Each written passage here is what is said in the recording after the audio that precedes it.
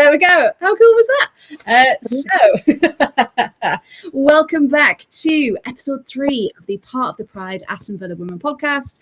And we're all absolutely buzzing to be here today because the first match has officially been and gone, and it was, I think, the best start of the season that we could have hoped for, apart from the win, of course. So before we get into it, let's do a couple of introductions because I'm joined by a wonderful panel this evening.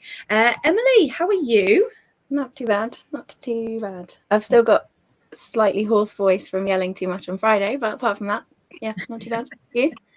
Yeah, not too bad, thank you. I was teaching on Saturday, and I was like, is my voice gonna stay for all of this? Gary, lovely to see you. How are you? Life is good. I know everybody in my apartment block now knows that I support Villa because well, we have a nice big lounge in the ground floor with a projector screen. And I went down and just commandeered it for the Villa match on Friday night. So, like, anybody that was coming in and out just heard me shouting at the screen. Like, yes, Gary! I love it. Spreading. Love it. Emma, how are you? Lovely to see you. I'm good, thank you. You sure? You sound a bit tired. Yeah. Well, I've literally had such a busy day because I've literally just had to wrestle. But oh no, you haven't. Every time. You just walk into it every single time, and I love it. It's good. Sophie, how are you? Lovely to see you. I'm good, thank you. Good stuff. And Tracey, lovely to have you on again. How are you? Thank you. Not too bad. I'm stuffed. I've just been for a carvery, just come back. I'm all good. Good. I mean, yeah, so we are recording this on Sunday evening. We thought it'd be a great time to kick the podcast off. Now we've had a couple of days to digest the first match, and I can't wait to talk about it. I don't know about everyone else. So on Friday evening, Villa kicked off their league campaign against champions Chelsea. We kind of all went into it thinking, you know, we've got nothing to lose, have we? Just as long as we set up, we fight the whole time, what can possibly go wrong? So, Emily, I'm going to come to you first. Looking at the starting lineups, and I can give a brief overview if you can't remember who it was. Were you happy with the team that Robert de Pauw put out, or were you expecting maybe something different? I was surprised to see the back line. Oh, hello, cat. I thought the back line was. That was what I was expecting. I was expecting to see Maritz and Tomas at fullback based on how they'd been in pre-season. I was surprised to see maybe Missy Kearns and Chastity Grant start. Not because it wasn't warranted, but just like facing the champions first sort of game, you maybe, I don't know, play more experienced players, if that makes sense. I thought maybe we'd see Hansen and Leon or something, but then he sort of held them back and went for the impact sub. But, I mean, they held their own anyway. Grant and Kearns had amazing games.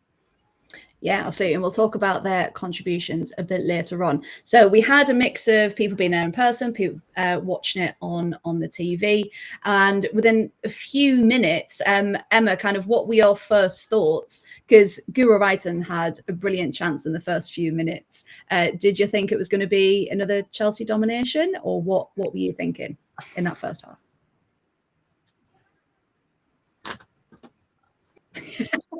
There was a lot of Chelsea on the ball. But I trusted Robert. I was like, you know, he's clearly put this team out for a reason.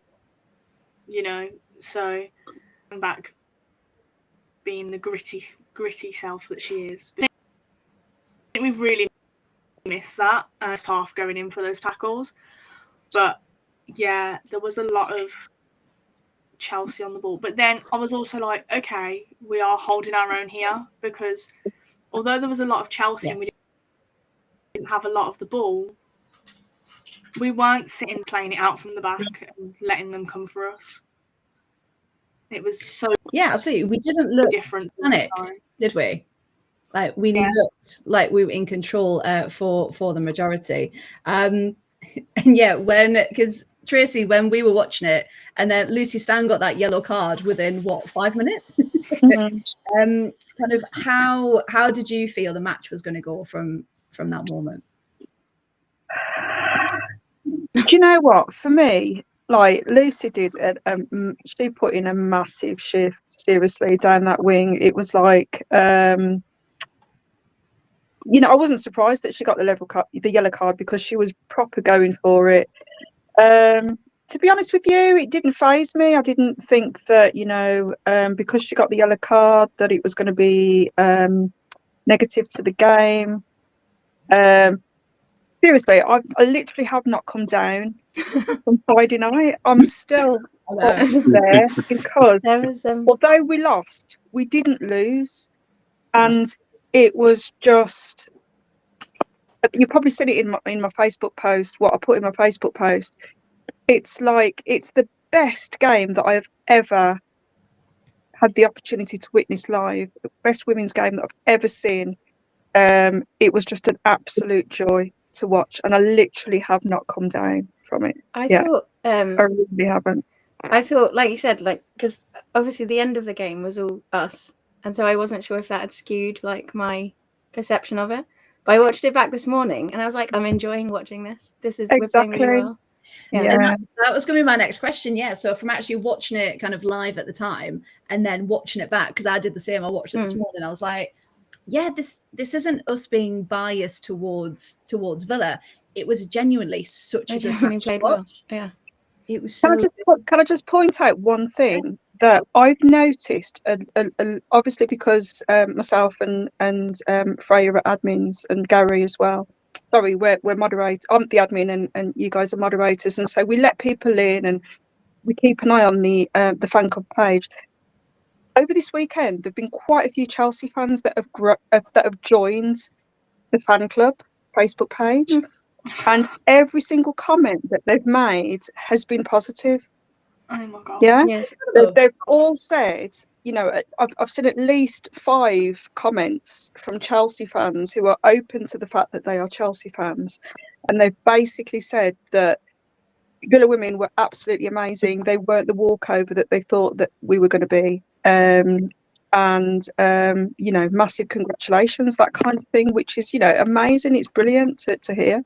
Yeah, I spoke to somebody as I was leaving. So a couple of Chelsea fans were like, you played really well. I'm excited, good luck for the season, because I think you're going to do well. So it was nice to hear. I love that, and I love fans that can take a step back from their team and go, you know what, that was a really good performance, despite everything. Because we say it all the time, don't we? Like, oh, that goal was really good. We can't be angry at it if it had gone against us. But yeah, I love that, and that community together, because we were in the Villa section, weren't we? Which wasn't really a Villa section. We had maybe 20 seats? A corner, yeah. Corner. But even the Chelsea fans around us, it was all good banter, wasn't it? Yeah, definitely. Yeah, absolutely. It was a really nice atmosphere. It was really good. Yeah, and of course we had Basil there as well. That was trying to raise the roof and raise the crowd, and there was a lot of banter going backwards and forwards, but it was all in good spirits, so it was great. Absolutely. And on the cameras, it's so annoying that the microphone was only on like that half of the stadium, because we didn't stop singing. No. Yeah, I could hear the songs that you heard on TV from the Chelsea fans. We couldn't hear them in the stadium. No. And I think there was like one bit of a lull, and I heard us chanting. I was like, oh yeah. I will say, yeah, I did hear you a little bit. Like, yeah, you could hear the fan club every now and again. Like, yeah, it was like now and again, wasn't it? Like, oh yeah, they are there. Yeah. With that which one. honestly, given that you were like so far away from where the cameras were, is like, you must have been pretty loud, Oh, we were. And especially we tried our best. Yeah, especially towards the end of the second half as well. Like, I don't think we sat down. I don't think we shut up at any Slightly thwarted by lemon sherbets at one point. Yeah. Tried to start a thing, and then you two were like, oh. Hang on, too much sherbet in my mouth. I can't do it. Give me a minute. But no, it was such a good atmosphere. Like, even talking about it now, we're all like smiling, aren't we? Still buzzing, yeah. Still buzzing. It was epic. Yeah, even watching the replay, I was like, Georgie, watch this bit. And she was like, all right, but I need to like start the dinner. I was like, no, but like come back and watch. Watch this after. We watched the highlights on Friday night because my other half was working through the game, unfortunately. So I was like, we'll watch the highlights. And then last night I was like, right, we'll watch it back. Like, we need to do all of it. You need the full experience. Exactly, yeah, because if you just listen to the commentary, that wasn't the actual reflection of the match. And I've got I thought it was commentary as well. Really funny at the beginning of the game when one of the commentators were like, when Missy Buckhearns missed, and they were like, oh, Villa's not going to get that many chances, like, to get that many shots on goal. Yeah, like, they have to rely on set pieces and all of this. Yeah. Stop listening to commentators and pundits, to be quite honest with you, because like they don't know what they're talking about. No. Well, there's one bit I might as well talk about it now that we're getting it out of the way. So when Ebony Salmon came on in the 85th minute, we kind of all went, oh, 3 at the back, lovely. Another striker, why not? There's 5 minutes to go. And on the commentary, I think it was Robin Cowan, she went, they've got little to lose. They might as well lose 2-0. Might as well go for it. I was like, yeah, have an extra attack and score and get the equaliser. I seem to think that we've gone to like 4-1, 4-1 as well. But I couldn't work out who had gone. I don't think anyone went back. No, I don't think so. I think everyone came forward, to be fair, including Sabs at the end, which again we'll talk about. But yeah, it was just bizarre watching the commentary back, because if you weren't, let's say, really into football and weren't really noticing yourself what was going on, you could be taken in by that, couldn't you? Yeah, exactly. You know, Chelsea have, and they played some lovely football, but so did we, and it would just be nice to get that recognition, wouldn't it? The one thing, that surprised me in the lineup was Kenza Dali out on the wing where Kirsty Hansen normally plays. I'm not sure about Kenza Dali out there. Yeah, because on the lineup sheet, they put Kenza Dali out as on the wing, which I thought was an interesting place for Kenza Dali to be. Missy Bow was sort of sat behind Rach, wasn't she? And then I mean, Kenza used to be on the wing, not last season, but the season before, wasn't she? And there was always that talk about that Kenza and Daly link up. And you know what? On Friday, there was a couple of those link ups, and it was nice to see, I thought. Yeah, there was some lovely link up there. I love that there's always a cat, no matter what podcast we record. It's great. He's sulking because he got abandoned outside and now he's hungry. Well, there you go. I promise we won't be too long in it. You will get your food. Now, speaking of that lovely link-up play that we saw, so I don't know if anyone's, obviously apart from those who were there Friday, at Kingsmeadow, the front row is like sunken. So our perspective in the first half, especially when the ball was like that side, we were like, can we see it? Right, where's the ball? Are they near goal? Are they not? So from what we could see, from what we pieced together, there were some lovely bits of link-up play. And especially, I mean, Paula Tomas, I mean, I know she's meant to be a defender, but she's everywhere, wasn't she? Yeah. Absolutely brilliant. Gary, what did you think of seeing our new signings properly in a competitive match? What did you make of it? Who stood out for you?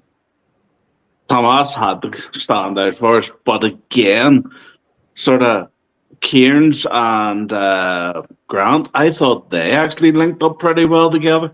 You know, they actually helped create one of our best chances in the game as well. I think everybody gave a really, really good representation of themselves. I was watching Sab come up at the end as well. It was just like everybody was there going, we're not giving up. And that's what you want from your team, you know, no matter what. They just kept coming forward. You can't ask anything else of them. They were solid, and the goal that we conceded, you know, it wasn't an average goal, shall we say. You know, it was something special, and, you know, these things happen in football, and other than that, we give a fantastic representation of ourselves. And every player on the pitch, but their first game for Villa or their 50th game for Villa, you know, it was fighting for the badge. Exactly. Can I just say something, Freya? Sorry. My highlight, apart from Sabs almost scoring that goal at the end, my highlight, talking about passion and physicality, was Dree flooring Lucy Bronze. That was incredible. Was epic. She actually was on that floor for at least 10-15 seconds. She couldn't move, Lucy Bronze, after she floored her. It was, and we were literally wetting ourselves, weren't we, in that front row watching it, because that happened right in front of us, and we were like, what the hell is going on here? This is absolutely epic. Just the physicality of everybody and the passion and the fight to get that equalising goal. Oh, amazing. And it was like watching a film of like someone else's team, wasn't it? It was. Yeah. And it was just that moment. Now, Tracey, you got a picture of it when Dree flicked her leg around Lucy. Yeah. To get the ball. And it was like that was just the instinct. That was like to go for it. Yeah. Where has this come from? Yeah. But the best part about that was, there's that Paula Tomas was there to get that. Do you know what I mean? So everyone was up with that, rather than just somebody going solo trying to press or whatever. Yeah. It was like they won that ball, or kept it in, and then there's somebody to do the follow-up ball in the box. It was like the fight was amazing. It was unbelievable.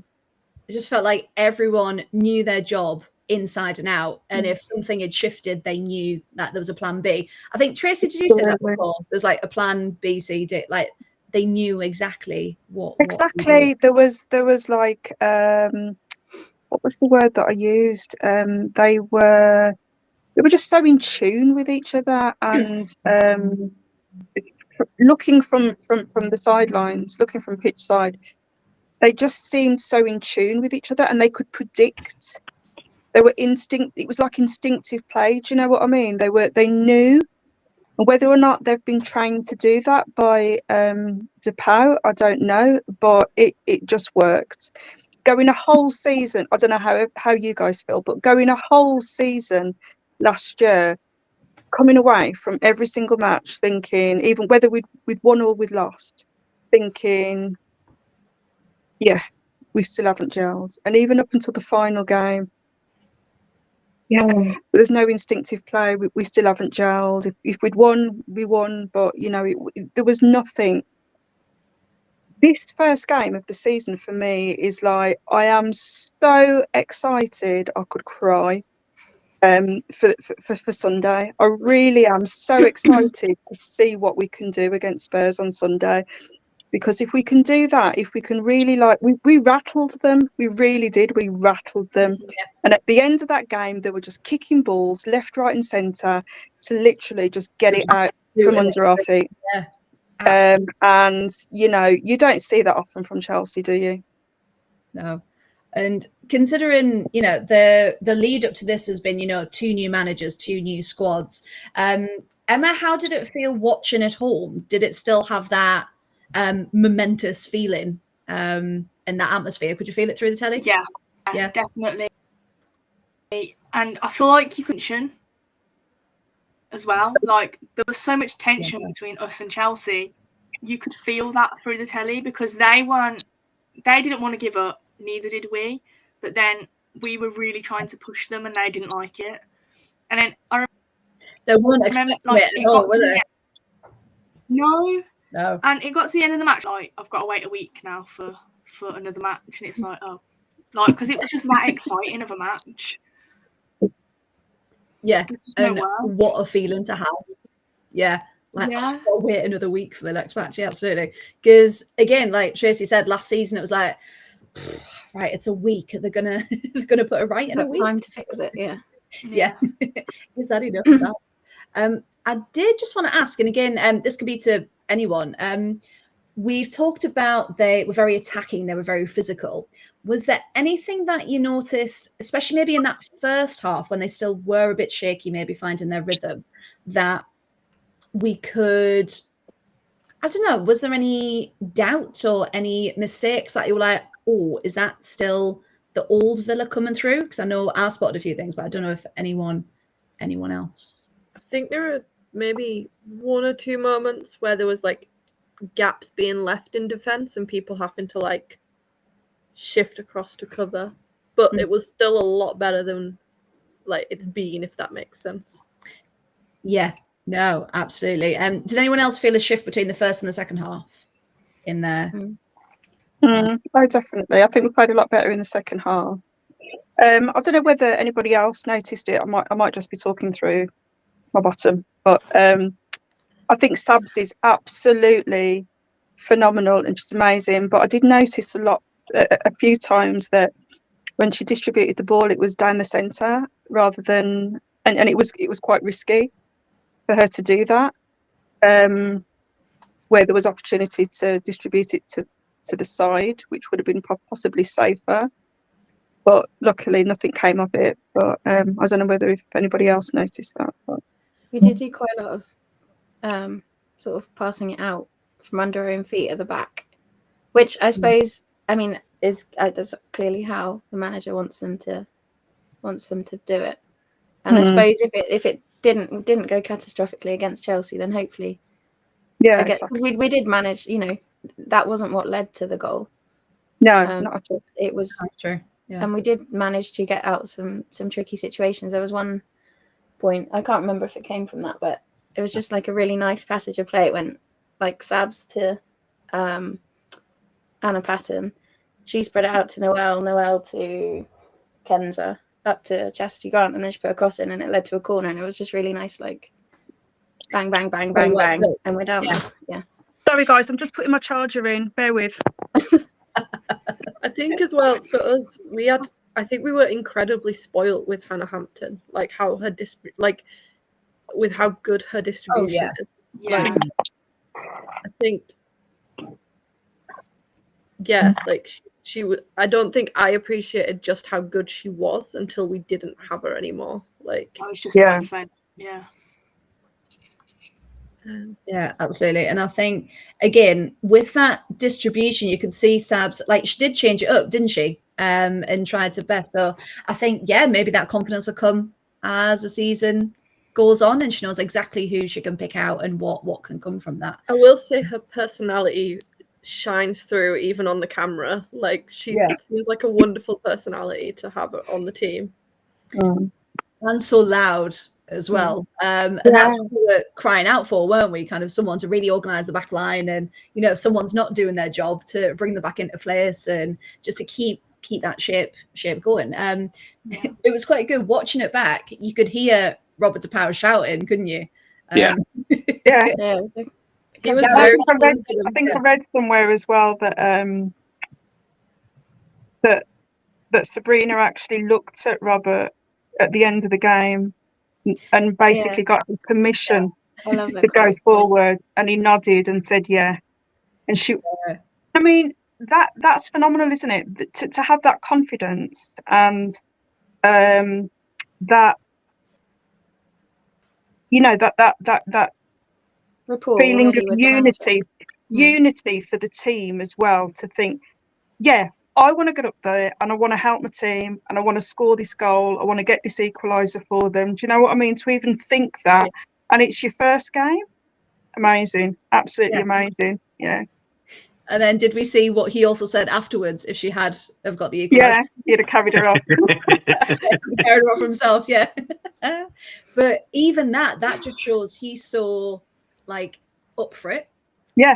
Like, exactly. Yeah, exactly. Get the chance. Let's do it. Let's make that decision. It's really interesting how many of the players on social media today have been like, "Oh, like it's a fun, like it was like not the result we wanted, but it's a great team performance. Lots of good things we can build on." Like, there seems to be a big focus on the team performance. I'm not fazed at all by the fact that we lost. We came out really happy, didn't we, Freya? And Emily, we came out like just buzzing, absolutely buzzing with the performance that they put in. Yeah, absolutely. You wouldn't have known that we'd have lost the way that we were feeling. It was like amazing. No, absolutely. I feel like it. Oh yeah, go. I was gonna say it feels like we actually competed with Chelsea rather than just trying to like sit back and limit the damage. Like, we didn't just park the bus. It was like, exactly. we're going to fight for this. We're going to fight for these points. the fact that we only lost 1-0, considering we have lost a considerable margin in the past, and it was just a completely different team, wasn't it? Yeah, we're like going back to what they were saying in commentary. I think it was first half where they said about, they're going to rely on set pieces because Chelsea will dominate possession and all of this. And then you look at the stats at the end of the game, and we had, it was 52-48, but we had more possession than Chelsea, and I think we had more corners. Yeah, we did. Hang on. I've got them. Sophie, I did this for you because I know you love your stats. We both had, so Chelsea and Villa both had 13 shots altogether. Villa actually had one more on target, 5 to Chelsea's 4. Like Emily just said, we had more possession, more passes, slightly less pass accuracy, but overall, more corners, like you said, Emily, as well. But isn't that wasn't the pass accuracy only like 1% less accurate? Yeah, it wasn't even that bad. I think it was like 83 to 81 or something. But you just think that's against Chelsea. I was gonna get, what you said about things to maybe that you thought that we weren't so good at. Yes, that's probably one of them. The corners. I know they've got like Millie Bright, Kadeshi Buchanan, who were obviously clearing most things that came in the box. But if we had 8 corners, we probably ought to have done. There should have been more come from that. I think some of the corner deliveries probably weren't as good, either too much on them or not enough. But then I think some of them where they were too much on them, if we do that at Villa Park, which is bigger than Kingsmeadow, it would have been in perfect place. Or just making sure there's someone there, right, I think she's going to overshoot it a bit. I'm just going to edge that way a bit and then hopefully get something on the end of it. Yeah, absolutely. Having the ability to talk about all of this is so good. The thing that I spotted just, and again, if anyone else did as well, there were some times watching it back, I didn't notice too much on the night. Kenza is still, we know how good she is, but there were still times where it was very much, I can't get through. I'm not going to pass it. I'm going to keep onto it. I'm going to dribble it back. I'm going to go all the way around the houses. And then she got dispossessed. But she was the only one who seemed to really do that. Maybe Rach a little bit as well. But everyone else seemed to be like, right, I'm going forward. I'm not going back. And I'm gonna attack. Did anyone else notice that? Or was that just me? Yeah, Kenza's dribbles were Kenza's dribbles. What I didn't notice that, but what I did, I don't know whether I imagined it or not, but it's a positive. There seemed to be, for me, apart from Kenza then obviously, but I didn't notice that, but for me, it was like they weren't holding onto the ball for too long. Mm-hmm. There was quite a bit of 1-2 touch football going on. And it was just being passed really quickly. That's why it's so nice to watch back, I think. Yeah. And did you notice that? Yeah. When I watched it back this morning. Yeah. No, I actually noticed it on Friday, and I was like, wow. Is our manager related to Pep Guardiola or something? Or it was not what we're used to. Do you know what I mean? I was like, this is really exciting to watch. This is really good. If we can be that good in possession against Chelsea, who obviously did at times then win it back off of us, and they were equally as good in possession. But if we can look that good against Chelsea, how against some of the other teams that we're going to play, if we can play like that, buzzing. It's quite so exciting. Yeah, really excited. I can't wait. So exciting. So, unfortunately, we did concede, but as we've mentioned, Ritin Kanarid's goal was incredible, and it took till the 37th minute. So they did have opportunities, but we held out for that long. Now we've gone into matches before when it's been 3-0, 4-0 down at half time. So the fact that it was 1-0 and ultimately finished 1-0, as we've said, is insane. Now, at half time, were we expecting changes, or were we expecting around the 60-minute mark where he did actually bring some subs on? I was expecting Staniforth to come off. Oh, did you both just say the same thing? That was incredible. Right. Right, so let's try that one again. So who did you think would come off? Sophie, who did you say? Lucy Staniforth. Lucy Staniforth. Yeah, Emma, did you say the same thing? Yeah, both these stand. Yeah, good. And she did, because obviously we can't risk her on a yellow, can we? But that was the only major one where you thought, oh, okay, this could be. And it's mostly like you said, Freya, not wanting to risk that getting a second yellow and getting the red. Like, yeah, it wasn't to do with performance, was it at all? No. It was getting. Yes. I think there was one time that I noticed towards the end of the second half, I think it was, where, because obviously Chelsea were attacking towards us, where Lucy Stan maybe would have gone for a tackle and instead sort of left it for Paola Tomas to go and make the tackle instead. And you're like, yeah, okay. She's sort of changed, which obviously is a compliment to her for having that awareness to be like, I need to step back here and let somebody else. Yeah, like not risk it. We shouldn't go in 2-footed in that one. Especially because you know what the refs are like. You never know what's going to be. I must hold my hands up. Watching the tackle she got carded for at the game, I was like, that's never a yellow, blah, blah. And then I watched it back and I was like, okay, she didn't get the ball at all. I did really appreciate her like over dramatic. Really? To the referee. Gotta be done. I was definitely shouting, that's never a yellow. There's not even a foul. And actually, yeah, it was. Yeah, it was. No, I did the same thing. I was like, oh, I can't wait to watch it back at a different angle. Oh, yeah, she just went through her legs, right? Okay. No ball in that one. I think Erin Cuthbert did the same thing to her. I thought she should have got a card for that. Yeah. Top of the box. Yeah, because she didn't get, Lucy had already released the ball and then Erin Cuthbert just went through the back of her. Yeah. And there was that moment, because Emily, we spotted it on the night, didn't we? There should have been a handball in the box from Myra Ramirez. Oh, yeah. Because, were you thinking of another one? No, I was trying to think of what you were thinking of. But... It's like, wait, what did we spot? But yeah, so the ball came in and it hit the top of her arm and just like rolled all the way down.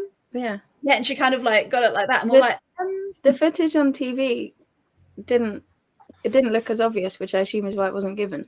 But like the angle that we had, and I think I got it on video. Like, yeah, we did. It looks like she basically body rolls it away. But, also in poor refereeing decisions, when it went out for it should have been a Villa corner. And yes, the Hannah Hampton one. Yeah. Yes. That should have. That was so far over the line. Like it was pretty much in the next postcode. Yeah, there's no second guessing that one, was there? But even we saw, I don't know if anyone caught the Arsenal City game earlier, there were still those calls for, should we have VAR in the women's game? And it's like, we don't. Should we just have a pylon? Who knows? Should we have, I feel like we should have like goal line technology where it's automatic as soon as the ball goes out. Goal line technology, I'm all for. Yeah, absolutely. But VAR, not yet. No, not when VAR. When we've still got stadiums where you can't really see, I don't think VAR is the way forward, is it? I think more investment. Too much of a hint. Wow. It just breaks up the play. It's brilliant when it works for you. Yeah. It goes for you. But when it doesn't, then no. Yeah. I feel like with the goal line technology, like with VAR, there's still like subjectiveness to it. Whereas at least with like the goal line technology, the ball has either gone over the line or it's not. Like, yeah, no, absolutely. But yeah, I mean, definitely out. But again, it was. So, do you think if that had actually gone out for a corner, could that have been a game changer? Because I know Dree tried the shot, didn't she? Because she knew the referee was play on. But everyone else did that because it was very much play to the whistle. She very much took play to the whistle and was like, I am going to take this on if it's not been. Yeah. And then Rach was fuming. I don't know if anyone spotted. Rach was like, why didn't you pass? She was like, well, everyone kind of stopped, but then not. And then it was kind of a disjointed one. But yeah, could have been another chance. See, I almost think the referee sort of played advantage at that stage because we still had the ball and Dree did have a good opportunity from it. All right, but didn't score, but it was one of our most clear-cut chances in the game. So, yes, it went out, but did the referee just let it roll because we still had possession and got a really good opportunity out of it? That's a good point. Yeah. Literally let it roll back to us. Absolutely. I Now, don't know if you can play advantage for going out of play though. Like, I appreciate that, but I think just the way it happened, I almost think that's why the referee just let it be. yeah, I mean, who knows the rules? Anyway, they changed. They changed on Yeah, it. just make them up and go along, or at least we did it when we were kids. Yeah, exactly. Yeah, absolutely. I don't know what the deal is in the like higher leagues of women's football, but I know in the like lower leagues of women's football, we've now got a sin bin system. So if we're like mouthing off to the ref, you get sent off for 10 minutes. Oh yeah, I Oh, forgot they did. wow. Yeah. How's that playing out, Sophie? No one's been sent off for mouthing off to the ref yet, so Good. but I don't know if that's just because refs aren't actually enforcing it, because there's definitely still like people being like, what's that decision to the referee? Like, and it's supposed to be that only the captains can talk to the ref. I think that's the same all the way through the pyramid now, that only the captain is supposed to talk to the ref. Yeah. And it's a good and a bad thing, because if you want to question it, kind of if a decision's been made against you and you want to question it, it's hard to then not interact. Yeah, absolutely. Yeah. Right then, so the next thing I want to talk about, so that second half, so we've all kind of said we noticed a change of pace, a change of attack, almost a completely different team almost. And that was to do partly with our subs that came on. So we had Dree come on, we had Kirsty Hansen, Katie Robinson, and of course Ebony Salmon was the last one to come on for us. Now, do we think, Emily, I'll ask you this one, was that part of why we could build so well in that second half, because of these super subs that came on? Yeah, I think Or so. what do you think? No, I was just, yeah, I think so. I think trying to think who came off. So Kenza came off at that point, didn't she, when we made the double substitution? Yeah, so Kenza, Chastity came off. Yeah, I think Rach Daly dropped a little bit deeper. Sort of, her and Dree were sort of switching, but I think she was playing a little bit more deeper, and she ended up, we absorbed quite a bit of Chelsea pressure, I think, just after they'd come on. So she ended up in our own like defensive third quite a lot. But I don't think it was, I think that was because she was already playing slightly further back, rather than doing what she had to do quite a lot last season, which was just run back and mop everything up. Yeah. And then I think I noticed watching it back earlier that I think when Ebony Salmon came on, obviously we were so forward heavy. I think Dree went back out slightly more to the right wing, and Ebony was more central. And I think that worked better. I think Dree played better in that wider role than the central role yesterday. But yeah, but I bet we've still got Gabby Nunes to come. So and that's blessed with options. Gabby Nunes, absolutely. Would anyone like to take a moment to talk about Katie Robinson down that right wing and how many opportunities she created? Who was impressed even more so by her coming on? Me. Epic. Yeah. That's all I'm going to say. I thought she was epic. It just beautiful to watch. Just felt like every time she got the ball, it was like, what's she going to do with it? It genuinely felt like something was coming. And I don't know, because so Dree and Kirsty came on at about 60-ish minutes, didn't they? And you just think, if we'd have had, I don't know, just a bit more time, maybe a couple more minutes. I think we were saying, weren't we? I think it was like 3 extra minutes at the end. Yeah. We just had a couple more minutes. We'd have done it. Would have done it. I think we would. We'd have done it. Did you say on at 60, Freya? So it was Dree and Kirsty, I believe. Kirsty came on at half time. Kirsty's half time. Kirsty half time. Kate Robinson? Yeah. Yeah, Kate Robinson and Dree came on. Yeah, because this came off at half time. See, Keaton is right. That's Kirsty and Robbo switched sides, I think, because Kirsty had been playing ahead of Tomas on the left, and then they switched. Yeah, they did, didn't they? Did what we? I do like, yeah, no. That when all our subs that came on, there was no like drop off. Like all our subs, are, like starting like it was more of an injection rather than like You Yeah. know, They hit the ground running, basically. yeah. I think Yeah. I Like read, having that much like strong depth on the bench is fantastic. Like, I think I read someone say last season we sort of played our strongest 11, and then the bench was sort of what was left. But Yeah. that What I would mean. be- Not anymore. No, Not anymore.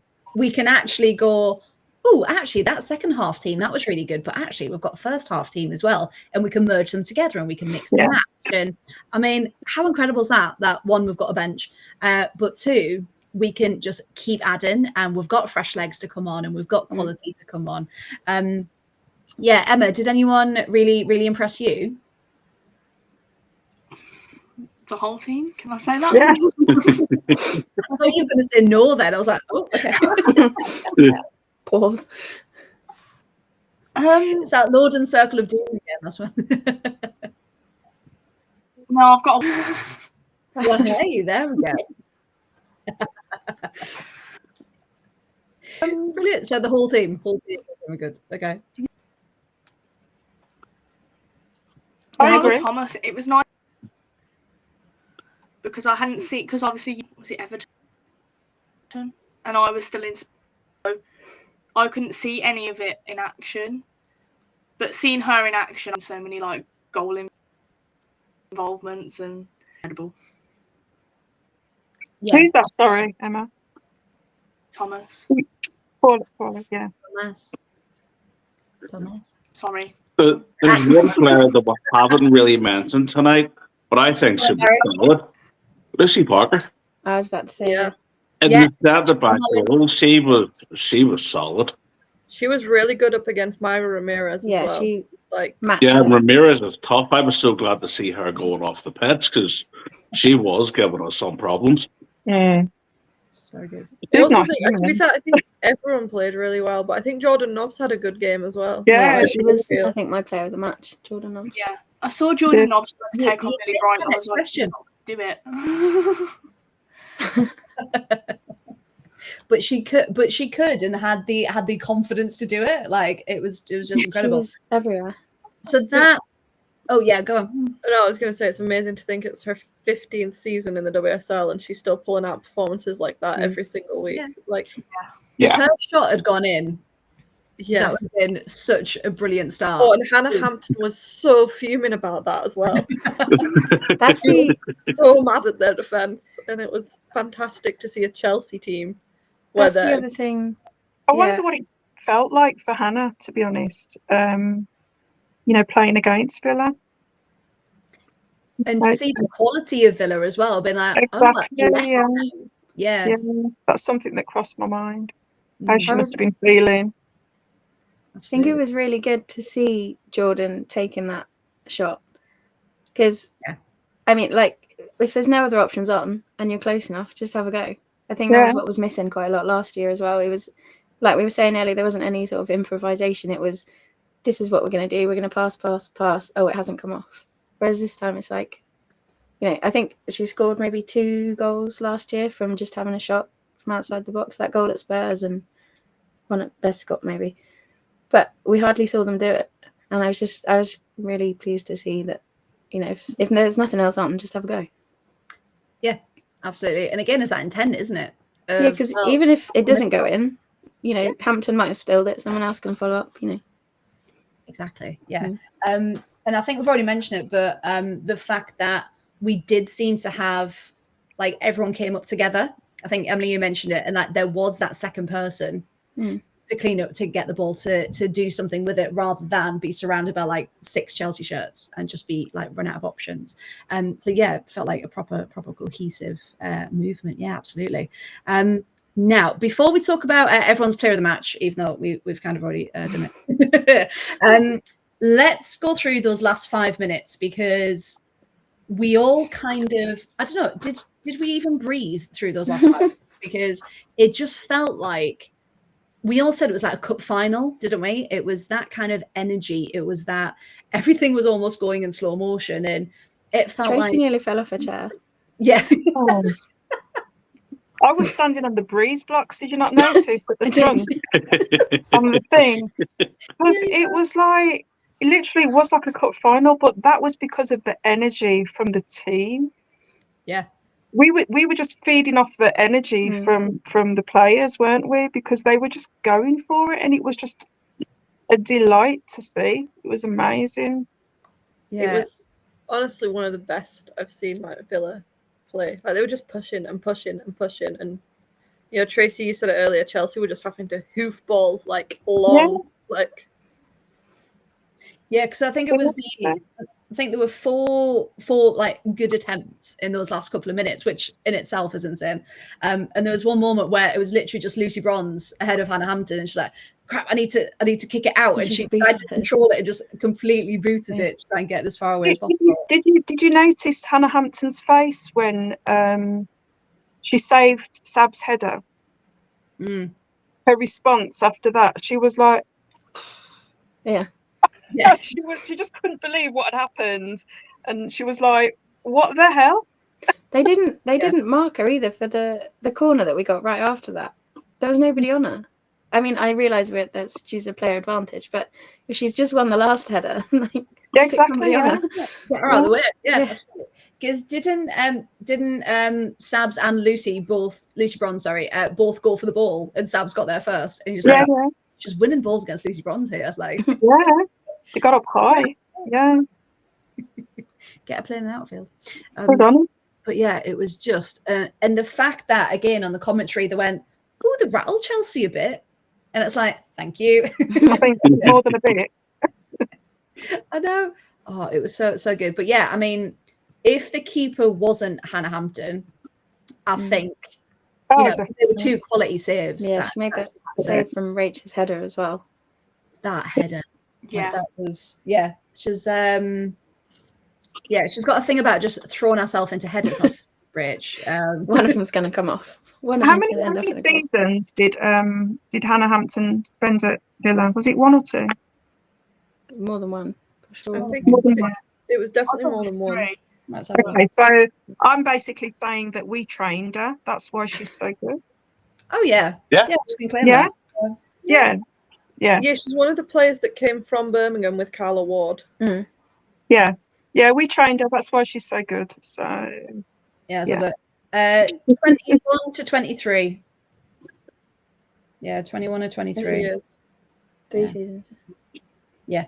To be fair though, playing in a team like Villa will have probably, like in terms of being able to shot stop and stuff, will have probably benefited her more than if she'd have been developing in like Chelsea, because like she'd have had much more like to do. Yeah, to do. Because that's the thing when you look at goalkeepers like clean sheet stats, it's like that's all well and good, but who were the team? You know, did you have to make any saves? Yeah, did you have to actually do anything? Because I remember saying that against Katakoi and why she's number one for Spain when she plays for Barcelona. She doesn't really have to do much, and when she is put under pressure, she can't have handle some moments. She has some choice moments. But then why didn't they put Misa in? Like it just but that's a different I actually think that Hannah Hampton is going to start giving Mary Earps a run for her money. I think she should start over Earps as England goalkeeper, because I think she's really good. She's really good. Really good. And again, still such a safe pair of hands. Like we always said it when she was with us, didn't we? Like we didn't feel at all. I think Noah Moritz, they put some quotes up from her post-match quotes from Moritz today. And she mentioned Sabs, and obviously aside from the header at the end, but having the confidence that you've got, having her in goal behind you as being part of that back four. She sort of mentioned that as being one of the like positives to take from the game. Yeah, I mean, that's quite telling. Contrast to a few of the defenders last season, I'm sure it was Anna Patton who said that Daphne was lovely but very quiet, and she was like, "We need someone to be shouting at us." Yeah, you need it, and again, especially with a game so high pressure and high intensity, like Chelsea can bring, like anyone can bring. You need someone there behind you who's got a really good view of the game, who's watching everything to be like, actually, this is how we need to do it. This is how you need to move. But yeah, everything. I'm just quickly reading that. Noelle. Yeah, she said, as a defender, you love to have a goalie behind you that makes those kind of saves and gives you that security that you need. Mm. Oh, I love that. Yeah, because it's a great debut for her and for all the other girls. I'm really happy for them. We can build towards something and look forward to the next game now. Yeah. I wondered if that was a bit of a dig at Daphne. Sounds like a little bit of a dig, to be fair. It's interesting that she's not started yet for Arsenal. No, and the I know choice she's been injured. I know she's been injured, so she might just be still recovering. Like, yeah, I think it's definitely a choice to keep putting Manu. Yeah, I spoke to Daphne because she was at the Charlton game afterwards. Oh, yeah. And I think at that point she was still, because they were playing Rangers on the Wednesday, I think, and she said that she wasn't going to be. Well, she said she didn't think she'd be in the squad for that, but she did end up being on the bench. But I presume she knew she wasn't going to get any minutes. But if she's been back on the bench since then, you'd have to assume that she's back to fitness. Yeah, fit and ready to go. Yeah, I mean, she might get a couple of league games, maybe. But no, it feels like. But hey, she wanted to go, didn't she? So we wish her all the best. as they say, you still get the Champions League medal even if you don't play a single minute. Exactly. If they make it that far. Yeah. Well, they've got the return leg against Hacken, haven't they? This week. So yeah, we should. Or Bracken, yeah. If you're Emma's old request, then it's Bracken, yeah. All of it.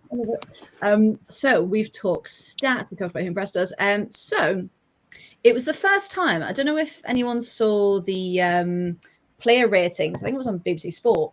Everyone was like a 7 and above, and it was like, oh, everyone. This is great. No one's been singled out. So we'll go around, and I know it's going to be really hard to choose, but who was everyone's player of the match? So Gary, we'll start with you. Who was your player of the match?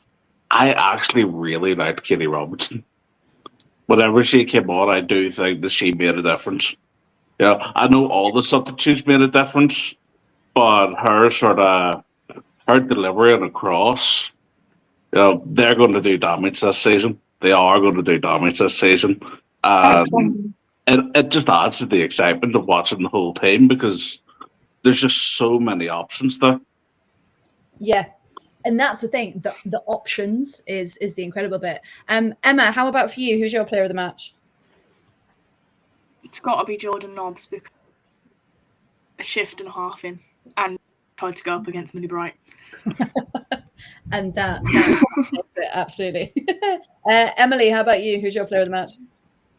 I was going to say Jordan because she was everywhere, but I'm going to pivot and say Missy Bo-Kearns because she was an attacking threat in the build-up play, but also she did quite a lot of because Paula Tomas was playing quite high. She did fill in quite a lot defensively. You know, you had Lucy Parker playing balls to her and then building up that side. So, Missy Bo. Yeah, fantastic. Sophie, how about you? Who's your player of the match?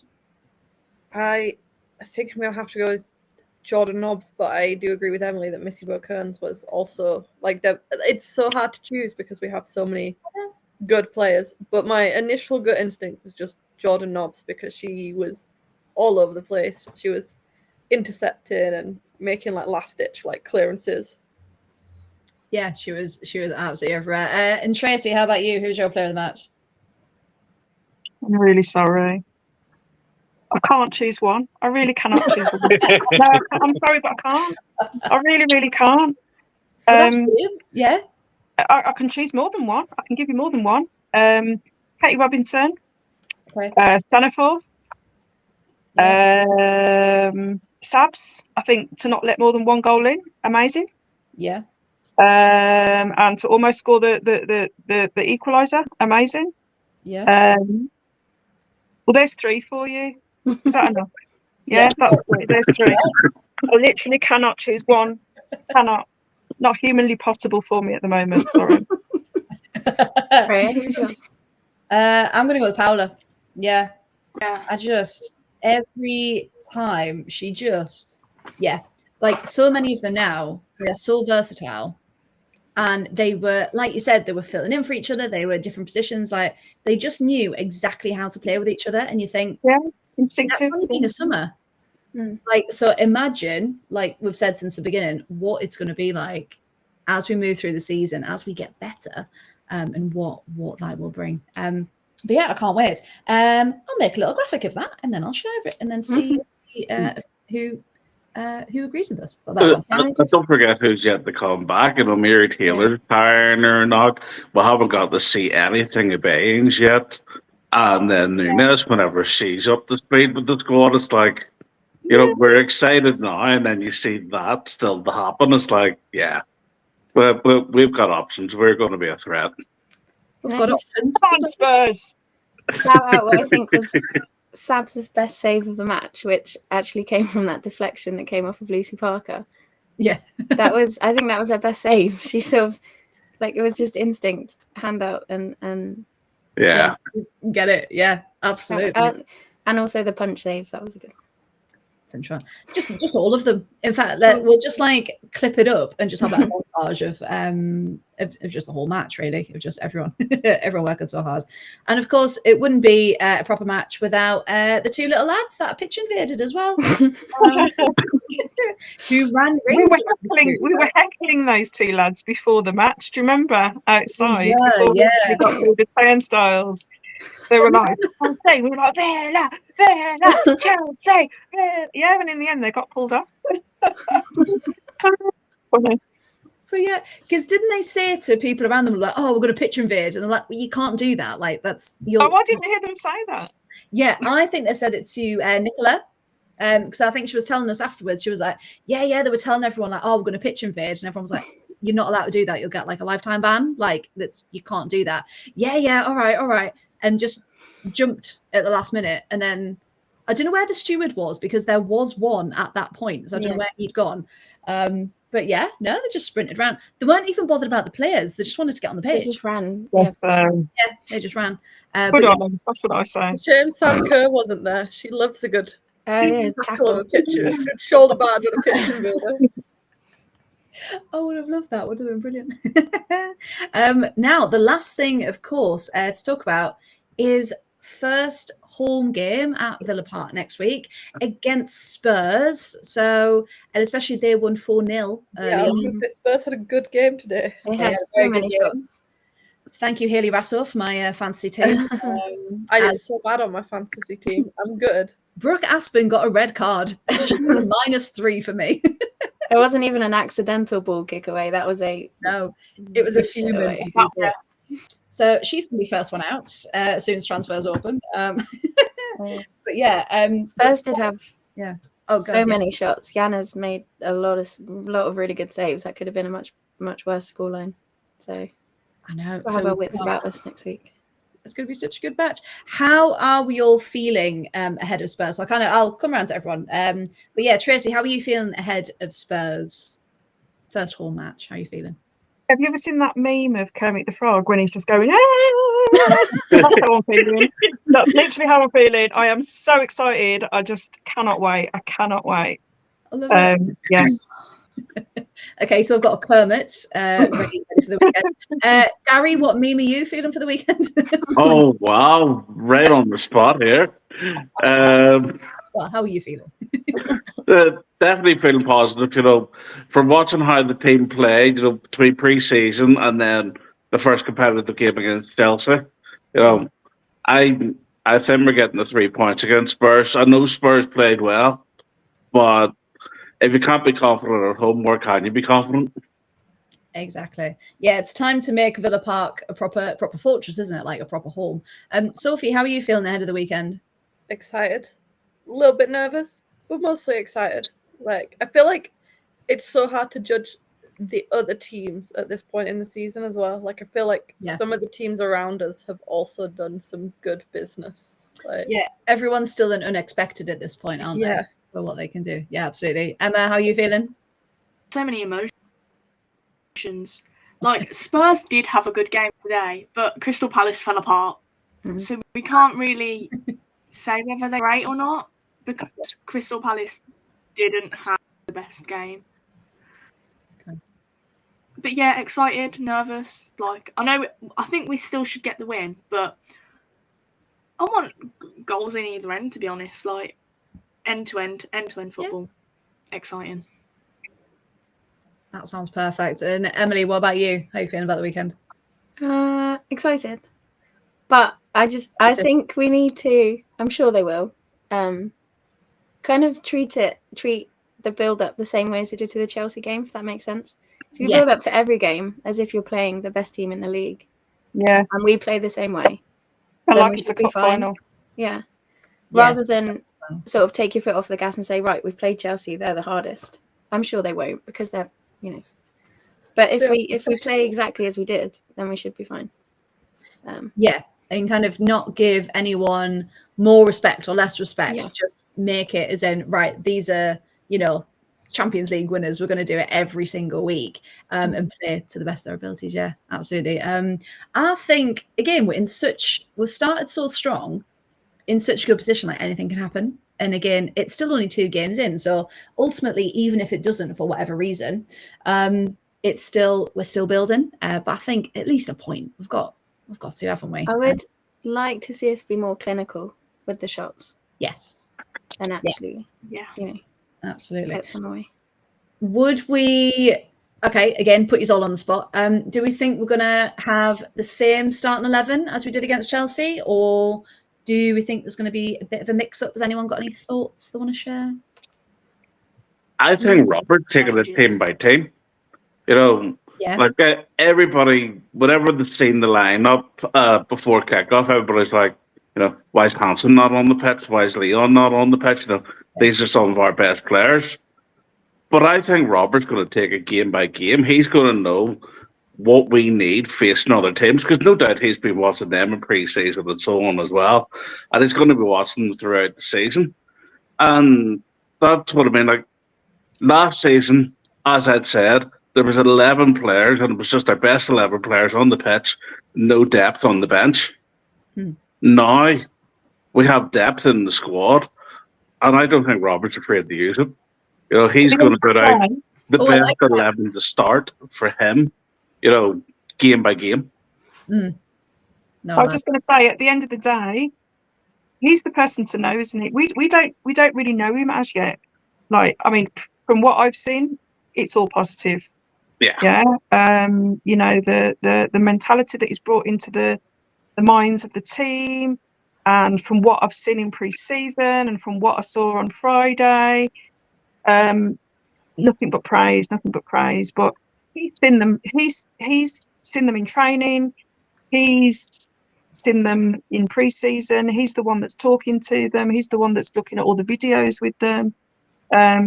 Whatever he puts out there as a starting 11, I feel confident that is the best team. I liked because what I've got confidence in him.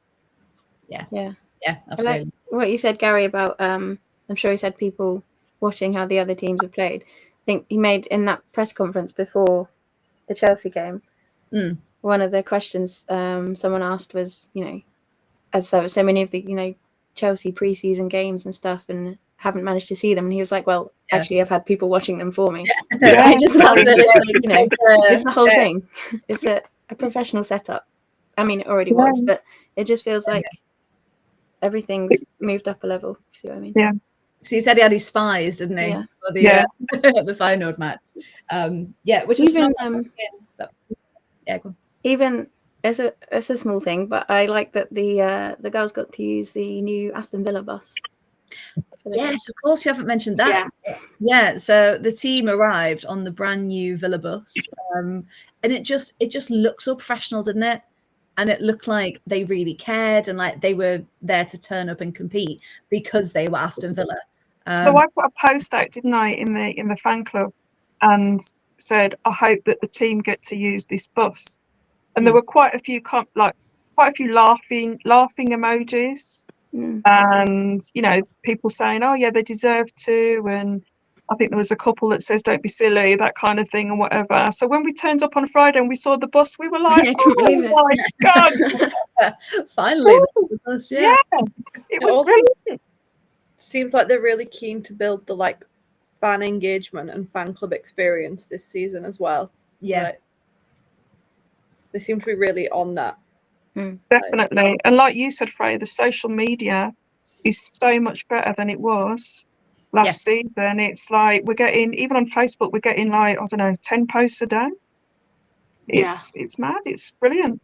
Yeah, it keeps coming in. They're making a thing. Like even talking to Noelle, like she's not maybe one of the, I don't want to say stars because like we're not that team, are we? But it's really nice to hear from someone different. Yeah, their approach and their feedback, and it's not the same people all the time. Because that's what the fans want to see. Like we want to see all of them, don't we? I'd love us to do a pronunciation video. I don't think we've done one yet. I think we need to do one of those. I feel like we should. Yeah, we'll give the club a shout and be like, right, come on, we need the pronunciation guide for because so many people keep calling chastity, and it's so nice. Sorry, who said that? There was a few talking about pronunciations on the Barclays WSL. There were a few Villa players that popped, so that makes me think they've done one, but so maybe just haven't released it yet. Yeah, maybe. I don't know.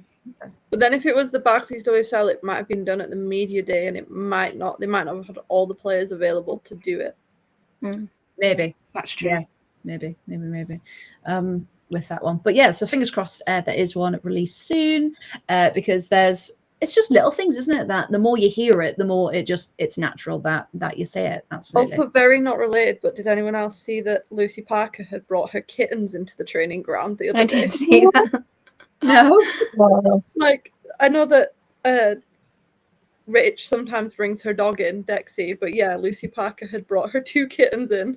Oh, bless. But again, it's that family-friendly environment, isn't it? Like everyone's happy to do it and to support. They seem to be smiling a lot more as well. When you look at the photos, they just seem to be smiling a lot more, which is great. Oh, what did everyone think to the beige travel tracksuits? I liked it. I love the beige. Yeah, I like them.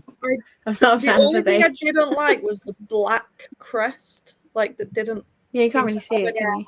Yeah, there was no crest. Like, it was just like a black outline rather than, well, at least on the TV screen and on the photographs. It looks more like it's just a black shield rather than any crest or anything like that, which I think is the only thing that I'm not a fan of on it. But that's probably personal preference rather than like. Well, you tell Adidas. We'll go back. But yeah, it's not been anywhere. Have they used that tracksuit before? The boys have, I think. The boys have, right? Okay. Because they came out and I was like, I'm sure that's not the colours of all their trainers stuff. But yeah, it looked better in person than I thought it would. Because initially I was like, beige. But yeah, it looked quite smart. Quite I liked it, yeah, it's all right. I liked it. Yeah. We'll get you some for Christmas, Emma. Well, match and set. Now, the last thing before we go then, right, let's just see if Gary has managed to come back. Gary, you there? I'm trying to. Can you hear me? I can hear you, but I can't see you. Can't see your beautiful face. I think my signal's starting to go, although I'm on Wi-Fi. The thunderstorms are starting to have their way, I think.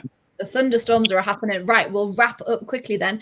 Tracey, did you want to give a shout out for the raffle this weekend? Oh, yes. So we are having our first fundraiser at the Aston Inn on Sunday from 1 p.m. and we've got a raffle. We are raffling off Noelle Maritz's own training shirt from last season that was handed out on the training day last season, the last training day last season. She signed it and everything, so we're raffling that, £2 a strip. We've also got lots of other little goodies and stuff, some stuff that's been donated, some brand new t-shirts, tags still on, etc. Brand new jacket, badges, bucket hats, everything's going on at the Aston Inn on Sunday. Get yourselves down there and come and grab yourself a bargain and support the fan club and make away travel cheaper for people who want it. There you go. Perfect pitch. Thank you very much. So yeah, everyone who's going to Villa Park on Sunday, get yourselves there because we're a lovely bunch, aren't we? We are. Yeah, and always accepting new members and new friends into Definitely. So we will wrap it up there then. Thank you very much, everyone, for joining me. And thank you to everyone watching, listening. Now, the plan for this podcast is that we will be going out live on a Thursday night at 7:30. So these first 3 have been recorded, but we are going live from not this Thursday, but the Thursday after. So yeah, so watch out for that. You get your notifications on, like, subscribe, and you know what to do. So thank you very much, everyone. And we'll see you very, very soon. Goodbye. Thank you.